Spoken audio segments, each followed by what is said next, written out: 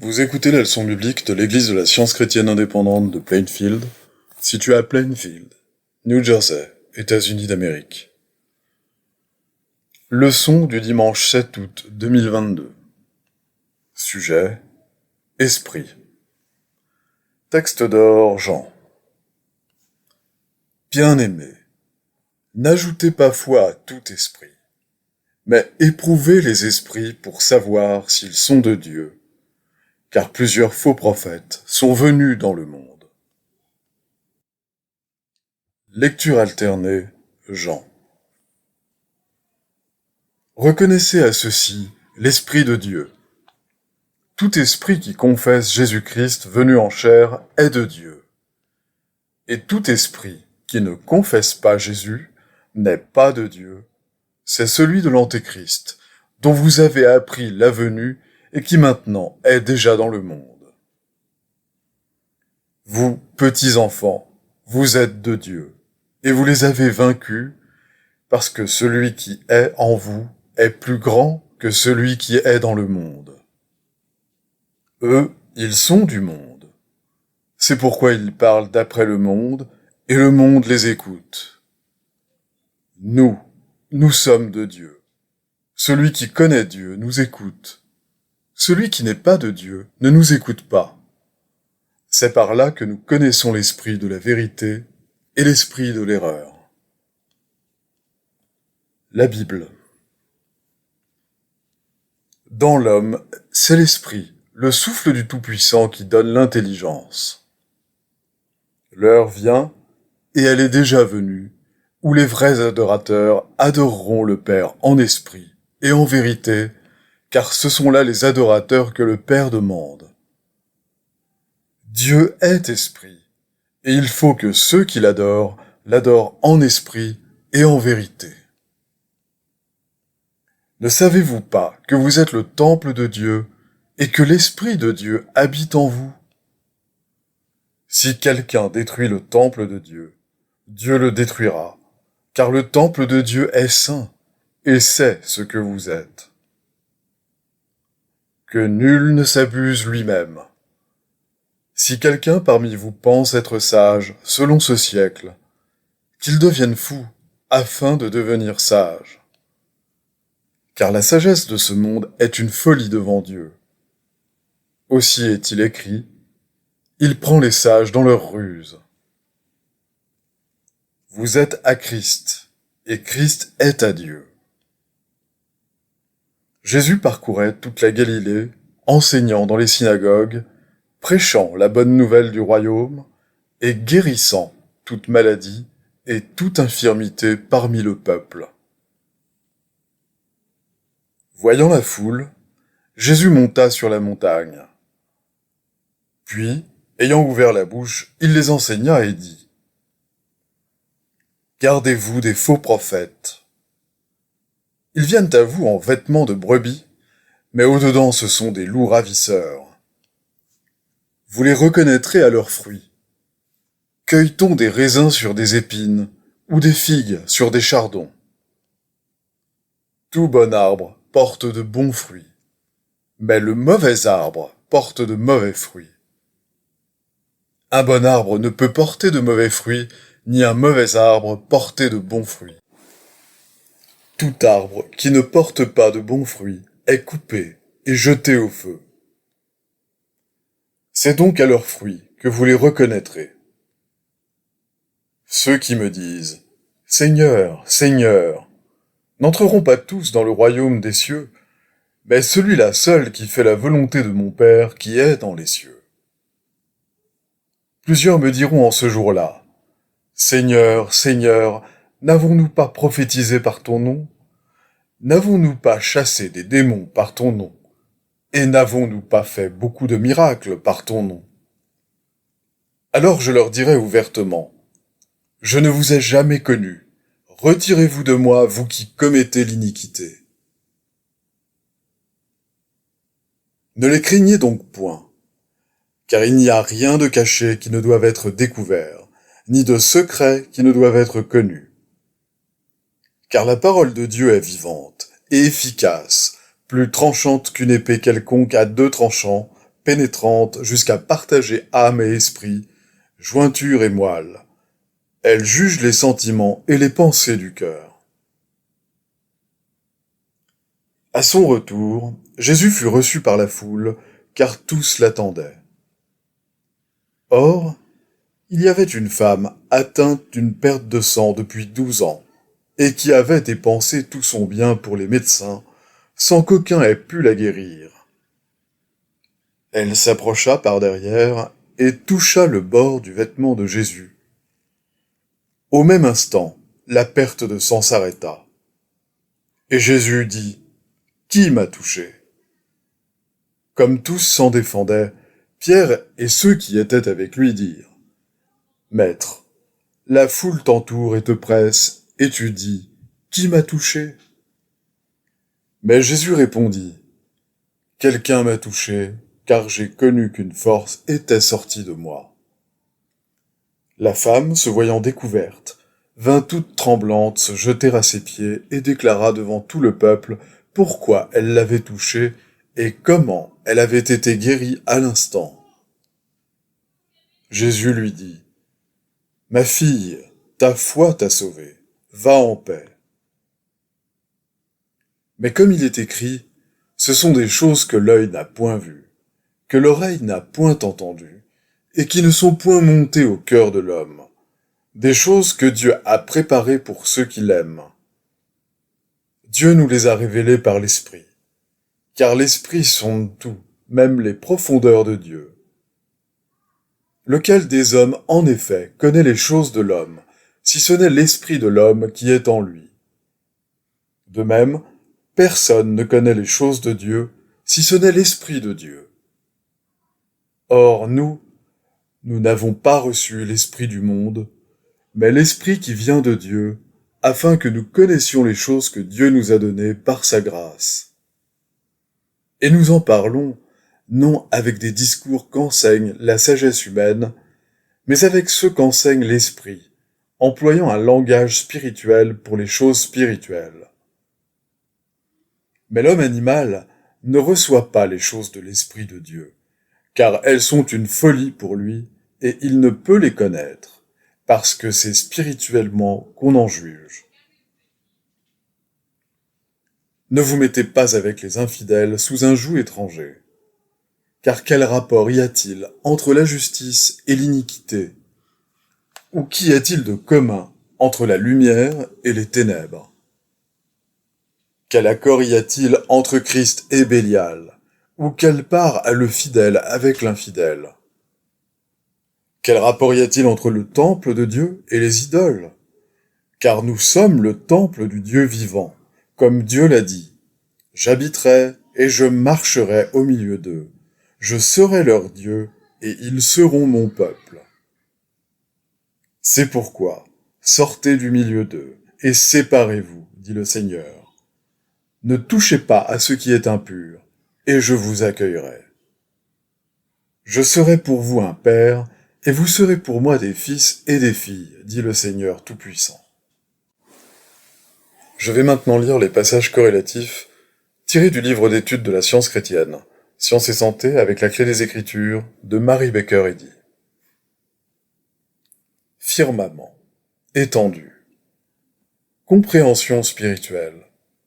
La ligne de démarcation scientifique entre la vérité et l'erreur, entre l'esprit et la prétendue matière.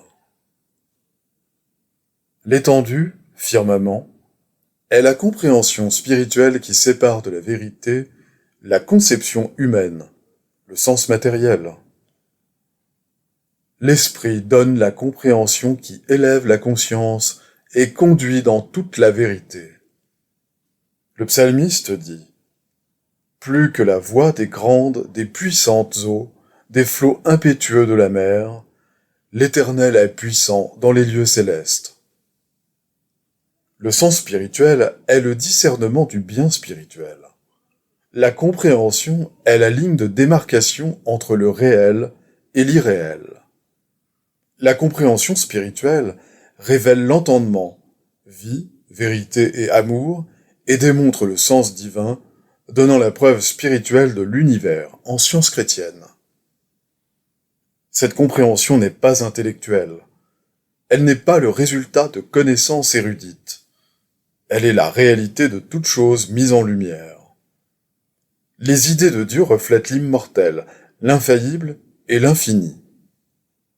Le mortel, le faillible et le fini sont des croyances humaines qui s'assignent une tâche qu'il leur est impossible d'accomplir, celle de distinguer entre le faux et le vrai.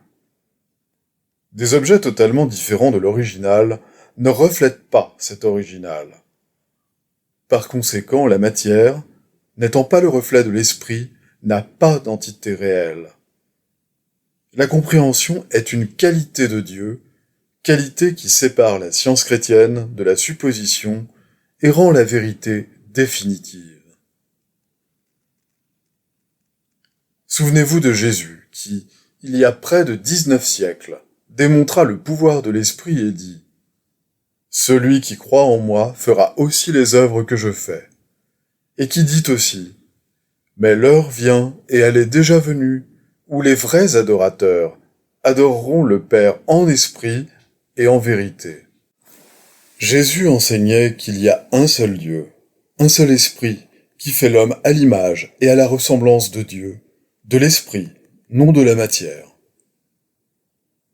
L'homme reflète la vérité, la vie et l'amour infini. La nature de l'homme, ainsi comprise, renferme tout ce qu'impliquent les termes image et ressemblance tels qu'ils sont employés dans l'Écriture. Il est relaté qu'un jour, en cheminant avec ses disciples, Jésus connut leurs pensées, les lut scientifiquement. C'est ainsi qu'il discernait la maladie et guérissait les malades. Selon la même méthode, des événements de grande importance furent prédits par les prophètes hébreux. Notre Maître réprouva l'absence de ce pouvoir lorsqu'il dit « Ô hypocrite, vous savez discerner l'aspect du ciel, et vous ne pouvez discerner les signes des temps.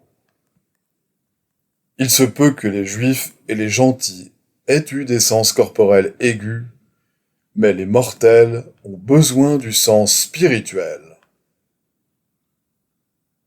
Jésus demanda un jour « Qui m'a touché ?» Ses disciples, supposant que cette question avait été motivée par le seul contact physique, répondirent « La foule t'entoure et te presse. » Jésus savait ce que les autres ignoraient, que ce n'était pas la matière, mais l'entendement mortel qui réclamait son aide en le touchant. Il répéta sa question, et la foi d'une malade lui répondit. Sa perception immédiate de cet appel mental montrait sa spiritualité. La méprise des disciples à ce sujet dévoila leur matérialité.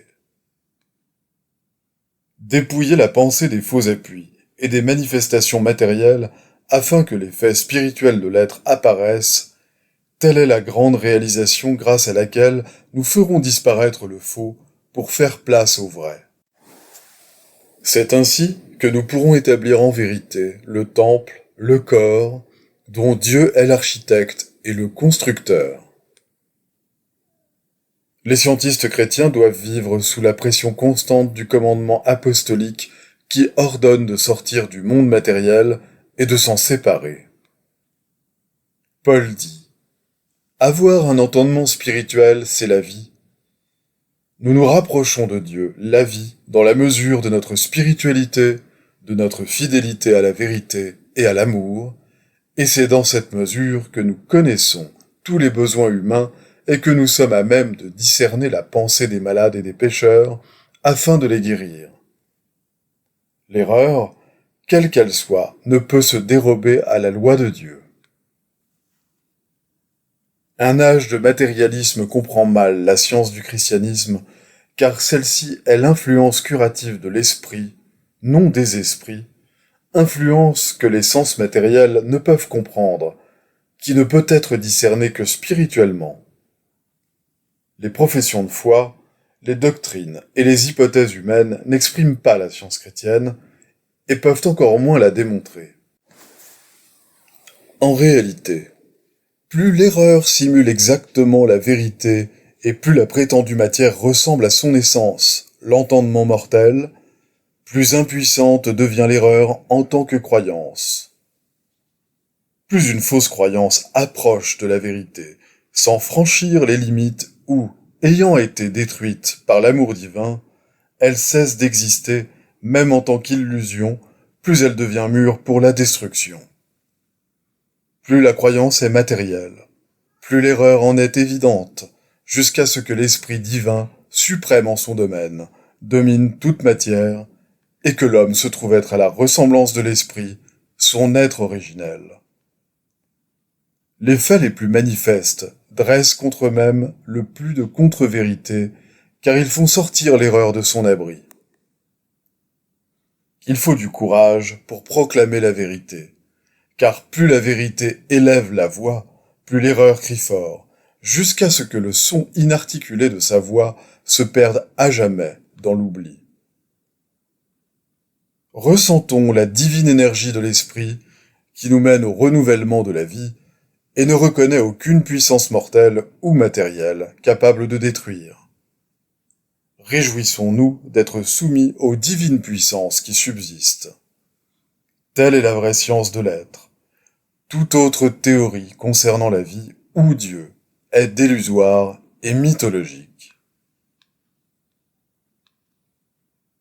Les courants calmes et forts de la vraie spiritualité, dont les manifestations sont la santé, la pureté et l'immolation du moi, doivent approfondir l'expérience humaine jusqu'à ce que l'on voie que les croyances de l'existence matérielle ne sont qu'une simple tromperie et que le péché, la maladie et la mort cèdent la place pour toujours à la démonstration scientifique de l'Esprit divin et à l'homme de Dieu, spirituel et parfait.